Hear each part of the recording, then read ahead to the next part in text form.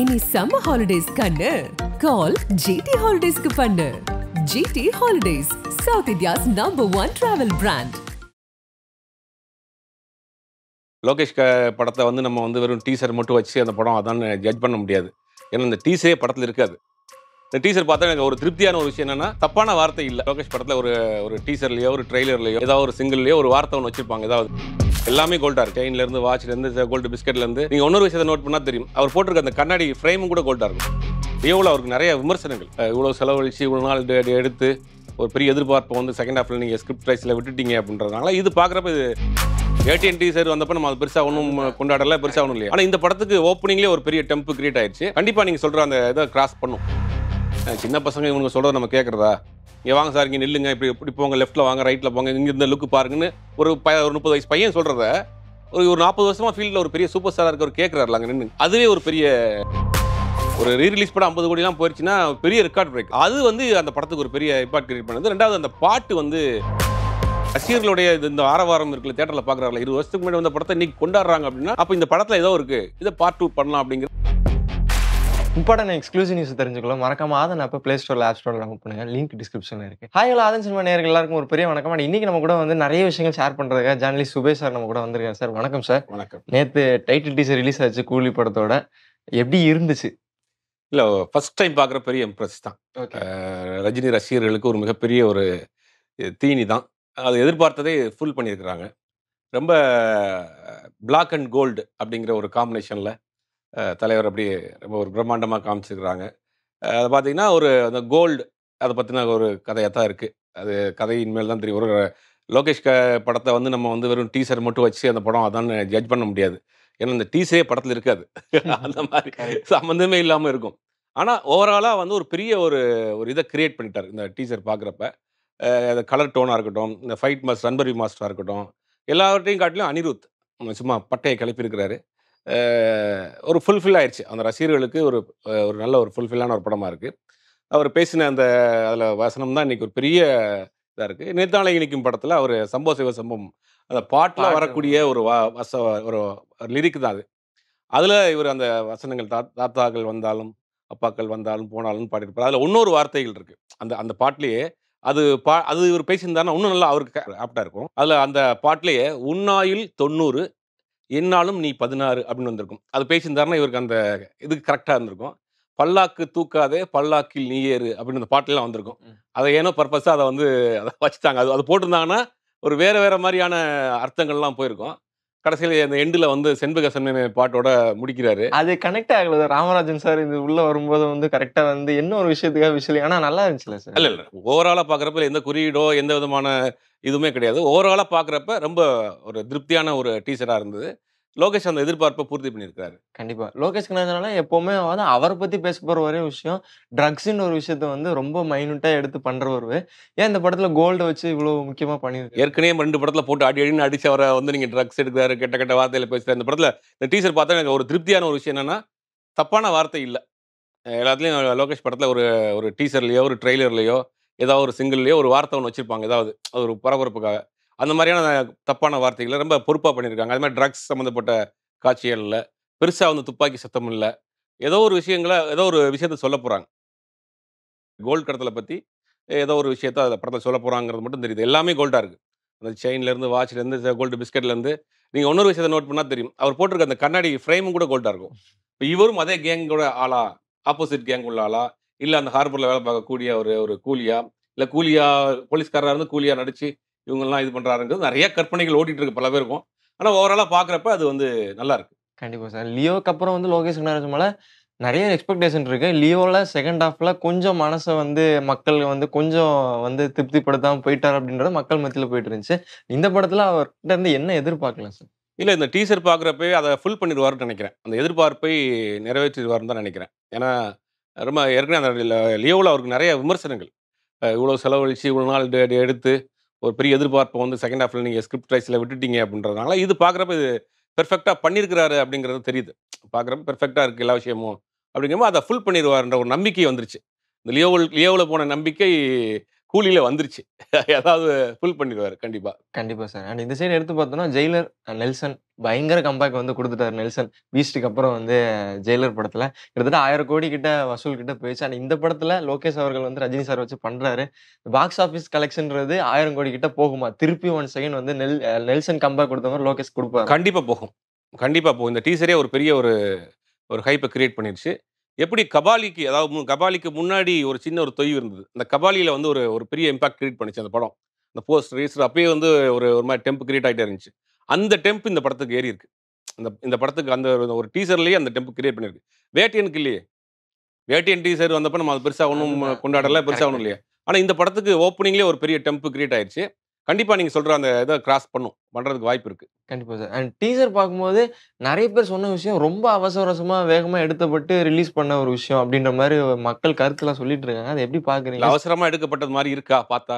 இல்ல சில பேரோட கருத்துக்கள இல்ல சொல்றாங்க. அவங்க அவசரமா எடுத்தாங்களா? இல்ல ஒரு 6 மாசமா எடுத்துட்டு இருக்காங்களா? இல்ல என்ன பிளான் பண்ணாங்க? இதுக்கு ப்ரீ புரொடக்ஷன் எவ்வளோ நாள் வொர்க் பண்ணியிருப்பாங்கன்னு தெரியும். ஹோம் ஒர்க் எவ்வளோ பண்ணியிருப்பாங்கன்னு தெரியும். அந்த அந்த டீசர்ல அவர் ஒரு Yamaha ஒரு பைக்ல வர்றாரு. அது ம். பழைய Yamaha பைக்கோட சவுண்ட் அது. கரெக்ட். அப்ப சின்ன சின்ன விஷயங்கள் கூட ரொம்ப நோட் பண்ணியிருக்கிறாங்க.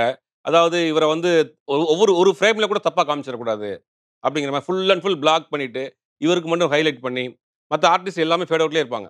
ஒரு மாரி ரொம்ப பிளான் பண்ணி ஒரு ஒரு இதுக்கு முன்னாடி ப்ரீவியஸா நெறைய வொர்க் பண்ணியிருக்காங்க. ஹோம் ஒர்க் பண்ணிட்டு தான் ஷூட் பண்ணியிருக்காங்க. அப்படிலாம் அவசரம்லாம் கிடையாது. இது ஒரு பெரிய லெவல்ல மெனக்கெட்டு எடுத்து பண்ணியிருக்காங்க. அது நல்லாவும் வந்திருக்கு. கண்டிப்பா. And இந்த சைடு வந்து அனிருத் அவர்கள் வழக்கம் போல லோகேஷ் கனகராஜ், அனிருத்ன்ற காம்போ பயங்கரமா போயிட்டு இருக்கு. இந்த தடவையும் வந்து பண்ணியிருக்காரு. எந்த மாரி அனிருத் மேல எக்ஸ்பெக்டேஷன் இருக்கு? ஏறிட்டே போதே உங்களுக்கு. இந்த டீசருடைய இது பார்த்த பிறகு அனிருத் மேல ஓவரா ஒரு வந்திருக்கு.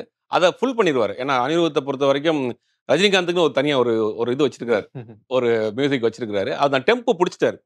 அதாவது ரஜினி ரசிகர்களுக்கு என்ன பிடிக்கும் அப்படின்னு புடிச்சுட்டாரு. அத இந்த படத்துல ஃபுல் பண்ணிருவாரு. லோகேஷ், அனிருத், ரஜினிகாந்த் இந்த 3 காம்பினேஷன்ங்கிறப்ப ஒரு பெரிய எதிர்பார்ப்பு கிளம்பியிருக்கு இப்ப. கண்டிப்பா. இந்த சைடு விக்ரம்ன்ற ஒரு விஷயம் வந்து வின்டேஜ் வந்து கமல் சாருக்கு பயங்கர ஒரு ஃபேன் பாய் சம்பவம் ஒண்ணு பண்ணிட்டாரு. இந்த சைடு ரஜினி சார வச்சு ஒரு ஃபேன் பாய் சம்பவம் ஒண்ணு பண்ணலான்னு பிளான் பண்ணியிருக்காரு. மக்கள் விரும்புறதும் அந்த வின்டேஜ்ன்ற ஒரு விஷயம். அத ஸ்டார்ட் பண்ணதே லோகேஷ் கனகராஜ் தான்.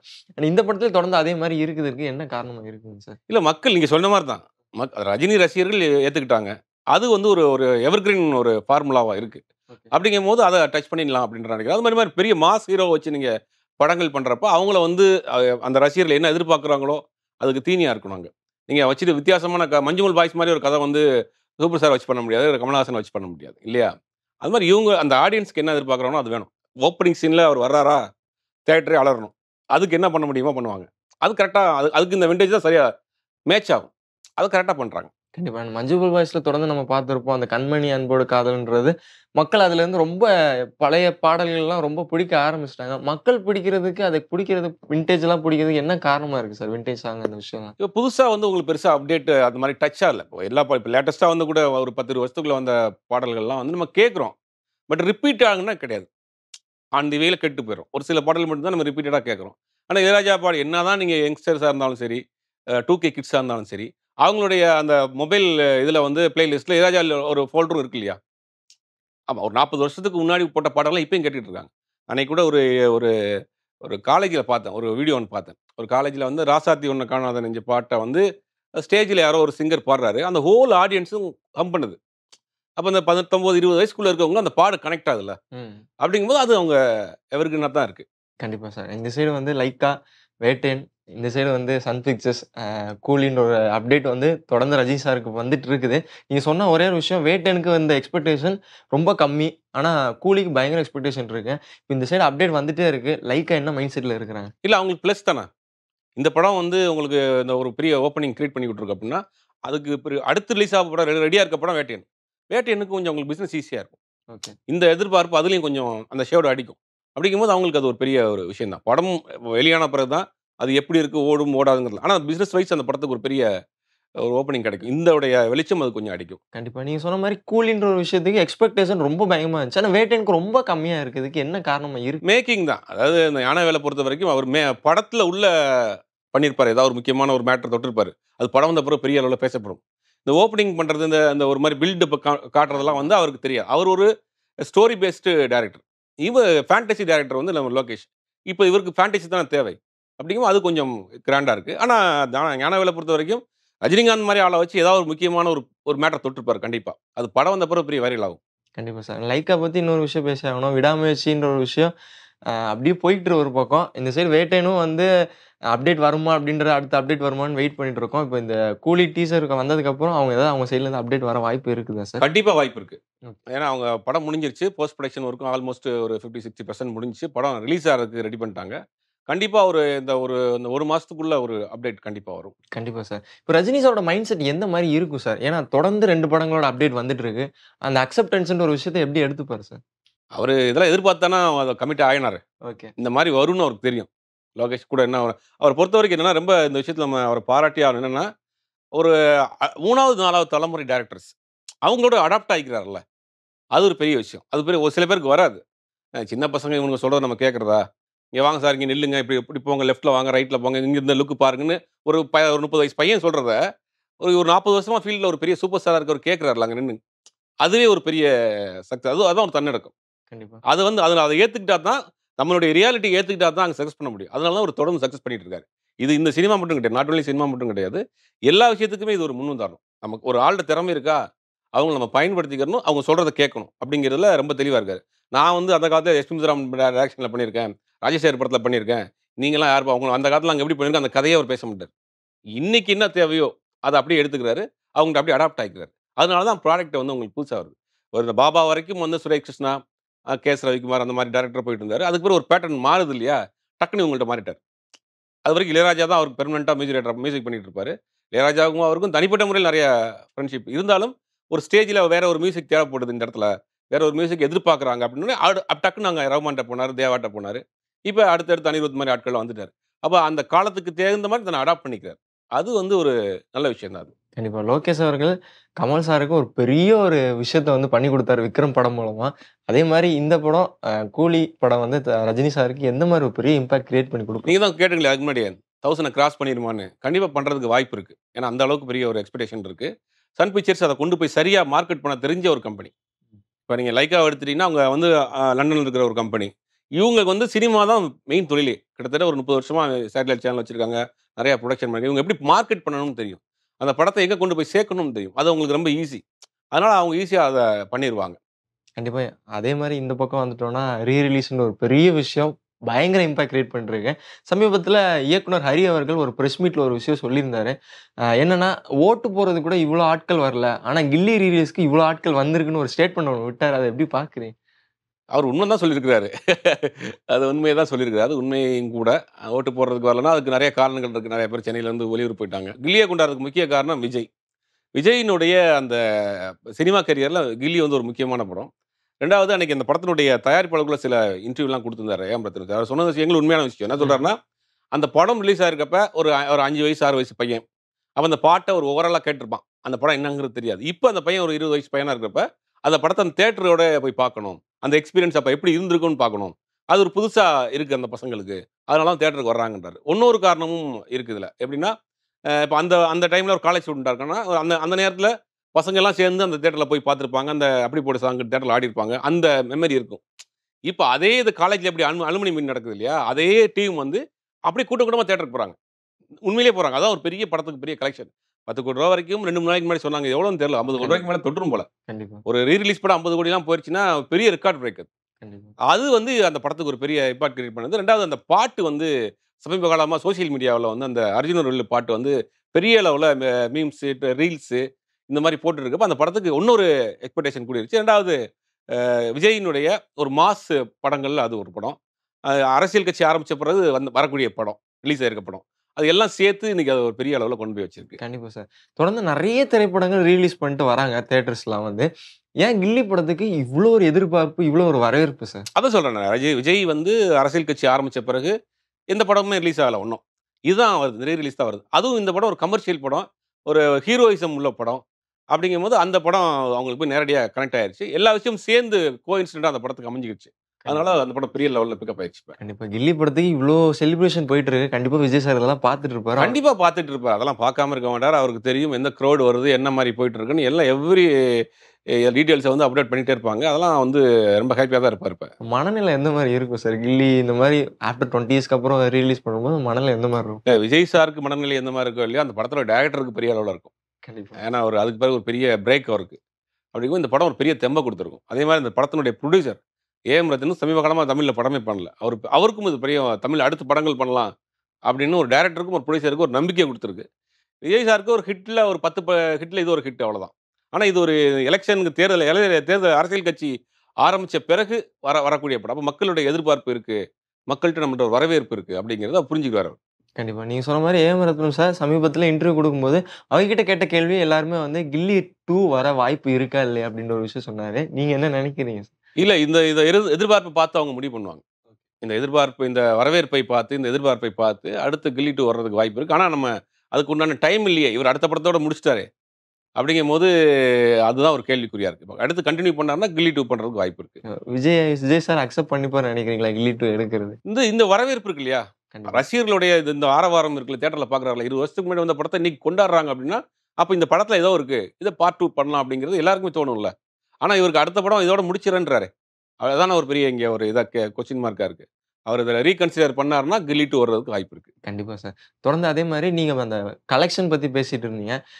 ஒரு புது படம் ரிலீஸ் ஆகி 10,00,00,000 20,00,00,000 கலெக்ஷன் ஆனாலே கம்மியான பட்ஜெட்ல எல்லாருக்கும் ஒரு பெரிய சந்தோஷம். அது கம்மியா பட்ஜெட் போட்டு படம் எடுக்கிறவங்க.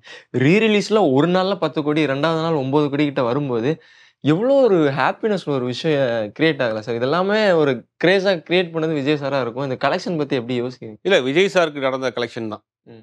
ஆக்டர் விஜய்ங்கிறவருக்கு மட்டுமே நடந்த ஒரு மேஜிக் தான் அந்த படத்தினுடைய கலெக்ஷன். ஏற்கனவே சொன்ன மாரி அந்த அரசியல் கட்சி ஆரம்பிச்ச பிறகு வரக்கூடிய ஒரு படம். 2வது அந்த படம் வந்து ஒரு ஒரு டெம்பிலே இருக்கும். ஒரு ஒரு ஒரு வைப்லயே இருக்கும் படம் ஃபுல்லாவே. எந்த இடத்துலயுமே ஒரு மாரி வராது. 2வது அந்த படத்துல என்னன்னா, பிரகாஷ் ராஜுடைய கேரக்டர். பிரகாஷ் ராஜுடைய கேரக்டர் அந்த படம் வந்தப்பல மதுரை சைடுல தென்மண்டலத்தில இருக்கக்கூடிய ஒரு அமைச்சர். ஏறக்குறைய அதே மாரியான ஒரு இதுல இருந்தார். பவர்ஃபுல்லா இருந்தாரு. அவர தான் அந்த படத்துல மென்ஷன் பண்ணி பண்ணாங்கன்ற மாரி ஒரு இது இருந்துச்சு. இப்ப அரசியல் கட்சி ஆரம்பிச்சிருக்காரு இல்லையா? அப்ப அத வந்து கனெக்ட் பண்ணி பார்த்துக்குருவாங்க. இப்ப பார்க்கக்கூடிய ஆடியன்ஸ் விஜயினுடைய அந்த வெற்றி களத்தினுடைய அந்த ரோ த நண்பா நம்பிகள்லாம் வந்து இத கனெக்ட் பண்ணி பார்த்துக்குருவாங்க. அப்ப அவங்களுக்கு அந்த மேஜிக் தெரியும் அந்த ஸ்க்ரீன்ல. அதெல்லாம் சேர்த்து தான் அந்த படத்த இன்னைக்கு இவ்வளோ தூரம் கொண்டு போய் வச்சிருக்கு. கண்டிப்பா சார். தொடர்ந்து இந்த ரிலீஸ்ன்ற பேட்டர்ன் வந்து தியேட்டர் டிஸ்ட்ரிபியூட்டர், தியேட்டர்ல ஓனர்ஸ் எல்லாருமே வந்து தைரியமா ரிலீஸ் பண்ண ஆரம்பிச்சுட்டாங்க. அது கில்லிக்கு அப்புறம் அவங்களுக்குள்ளயே ஒரு பெரிய நம்பிக்கை வந்துருச்சு. இது மூலமா ஒரு கலெக்ஷன்ஸ் ஒண்ணு பார்க்கலாம் அப்படின்னு சொல்லிட்டு, உங்க மைண்ட் செட் இது மாரியே டிராவல் ஆயிட்டே இருக்குமா சார் தியேட்டர் இல்ல ஓனர்ஸ்? இதுவுமே ஒரு சீசன் தான். ஓகே. இது ஒரு சீசன் தான். ஒரு சீசனுக்கு அப்புறம் முடிஞ்சிரும். எப்பயுமே வந்து ஒரு காலகட்டத்தில காமெடி படமா ஓடிட்டு இருக்கும். ஒரு ஒரு காலத்தில வந்து ஆக்ஷன் படமா போகும். த்ரில்லர் படமா போகும். ரிலீஸ்ங்கிறது ஒரு ஒரு 2 படம், 3 படம் ஓடும். அதுக்கு பிறகு இது கன்டின்யூ ஆகாது. எல்லா படமுமே இது மாரி கில்லி மாரி ஓடிருமான்னா, ஓடாது. ஒரு சில படம் இது ஒரு சீசன் தான். அந்த சீசன் முடிஞ்ச பிறகு அடுத்து ஆட்டோமேட்டிக்கா அவங்க நார்மல் லைஃப்க்கு வந்துருவாங்க. கண்டிப்பா சார். தமிழ் சினிமான்றத தாண்டி மலையாள திரைப்படங்கள் தமிழ் சினிமால தமிழ் மக்கள் கிட்ட பயங்கரமா வரவேற்பு வருது. மஞ்சுமல் பாய்ஸ் தொடர்ந்து ஆவேசம் சொல்லிட்டு நெறைய திரைப்படங்கள் வருது. அண்ட் தியேட்டர் ஓனர்ஸுமே மலையாள படங்கள் எடுக்க ஆரம்பிச்சுட்டாங்க. மக்கள் என்ன மனநிலையில படம் பார்க்க ஆரம்பிக்கிறாங்க மலையாள படங்கள? இல்ல வித்தியாசமான கதைகளை மக்கள் ரசிக்கிறாங்க. நம்ம தமிழ் படத்திலேயே வித்தியாசமா போன வருஷம் 2023ல குட் நைட்டா இருக்கட்டும், தாதாவா இருக்கட்டும், அந்த மாரி டிஃபரண்டான கதைகள ரசிச்சு தானே செஞ்சாங்க. பெரிய அளவுல ஓடுச்சு படம். அப்ப வித்தியாசமான கதைய முந்தியெல்லாம் வந்து ஒரு ஒரு ஒரு படத்தினுடைய இன்னொரு கதைய வந்து நம்ம காப்பி பண்ணி, ஏதாவது மேட்ச் பண்ணி ஓட்டிறலாம். இன்னைக்கு அப்படி கிடையாது. இன்னைக்கு வந்து வேர்ல்டு வைட் சினிமா வந்து பார்க்குறாங்க எல்லாமே. சோசியல் மீடியா கையில இருக்குங்கிறனால, உலக திரைப்படங்கள் எல்லாமே நம்ம பார்த்துர்றோம். அப்படிங்கும்போது நீங்க பழசவே திருப்பி அரைச்ச மாரி அரைக்க முடியாது. நீங்க எடுத்தாலுமே கூட ஒரு ஒரு இன்ஸ்பிரேஷன் எடுத்தாலுமே கூட, அத நீங்க தெரியாத மாரி பண்ணா தான் இன்னைக்கு ரசிக்கிறாங்க. இல்லாட்டி ரியலா இருக்கணும். அதாவது ஒரு ஒரு கலைஞருக்கு என்ன படைப்பாளிக்கு என்ன வேணும் அப்படின்னா, ஒண்ணு படிக்கணும், இல்ல பார்க்கணும். ம். அது நெறைய விஷயங்கள் படிக்கணும். இல்ல நெறைய விஷயங்கள் நம்ம பார்க்கணும். ஒரு சம்பவத்த பார்க்குறோம்னா, அவங்க அவங்க மைண்ட்ல வந்து அத ஒரு சீனா பண்ணலாமா? இத ஒரு ஸ்கிரிப்ட்டா பண்ணலாமா? ஒரு கதையா பண்ணலாமான்னு தோணும். ஆனா, இன்னைக்கு இருக்கக்கூடிய இளம் உதவி இயக்குனர் ஏடிஸ் என்ன பண்றாங்க, நெறைய பேர் இத பார்க்குறதும் இல்ல, படிக்கிறதும் இல்ல. அங்க ஒன்லி இந்த ஹாலிவுட் மூவிஸ், இந்த மாரி ஈரானி மூவிஸ், பிரெஞ்ச் மூவிஸ் இந்த மாரி படங்கள பார்த்துட்டு அத அப்படியே பண்றாங்களே ஒழிய, அதை கொஞ்சம் மாத்தி கூட பண்ணணும்னு அவங்களுக்கு அந்த தோண மாட்டேங்குது. அது ஒரு கொஞ்சமாவது நம்ம அந்த ரியாலிட்டியோட கனெக்ட் ஆனா தான் நீங்க வந்து பெரிய மஞ்சுமல் பாய்ஸா இருக்கட்டும், அப்ப வந்த எல்லா படங்களுமே கொஞ்சம் ஓரளவுக்கு நம்ம ரியாலிட்டியோட ஒட்டி போகும். ரொம்ப செயற்கையா இருக்காது. அதனால தான் அந்த படங்கள் வெற்றி பெறுது. நீங்க எடுத்தாலும் கூட அத கொஞ்சம் நம்ம இதுக்கு தகுந்த மாரி கொஞ்சம் ரியாலிட்டிக்கு தகுந்த மாரி மாத்தி அத பண்ணா ஓடும். அது நம்ம ஆர்டிஸ்ட்டும் இருக்காங்க. நம்ம ஆர்டிஸ்ட்டும் இருக்காங்க. அது மாரி எதிர்பார்க்குற ஆர்டிஸ்ட்டும் இருக்காங்க. எதிர்பார்க்கக்கூடிய உதவி இயக்குனர் இருக்காங்க, டைரக்டர்ஸ் இருக்காங்க. ஆனா நடிகர்கள் இருக்காங்க இல்லையா? அந்த நடிகர்கள வச்சு புதுசு புதுசா ஒரு எக்ஸ்பெரிமென்ட் பண்ண முடியாது. ஒரு பெரிய நடிகர்கள்லாம் இருக்காங்கன்னா, 50 வயசு இருக்காரு, 45 வயசு இருக்காரு.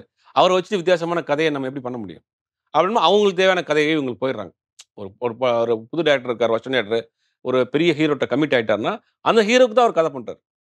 அந்த ஹீரோவ எப்படி பில்ட் பண்ணலாம்? அவர் எப்படி வந்து அடுத்தடுத்த இதுக்கு கொண்டு போலாம்ன்னு அவங்களுக்கு தகுந்த மாரி தான் கதை பண்றாங்களே ஒழிய, இவர் நெனச்ச கதைய அங்க பண்ண முடியல.